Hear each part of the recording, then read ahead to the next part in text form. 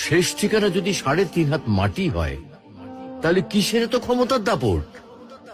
ভোর 5টায় মৃত্যু, সকাল 6টায় জানিয়ে দেওয়া হবে মাইকে, 8টায় শেষ গোসল করানো হবে, 9টায় তোমাকে নতুন কাপড়ে সাজানো হবে, জোহরের নামাজের পরে তোমার আলিশান বাড়ি থেকে বের করে নিয়ে যাওয়া হবে, 2টায় তোমার জানাজার নামাজ পড়ানো হবে, 2:30টায় তোমাকে কবরে নামিয়ে ফেলা হবে। মাটি দেওয়া শেষ হয়ে গেলে কেউ তোমার জন্য দোয়া করবে, আর কেউ চলেও আসবে। এই তো জীবনের শেষ আয়োজন।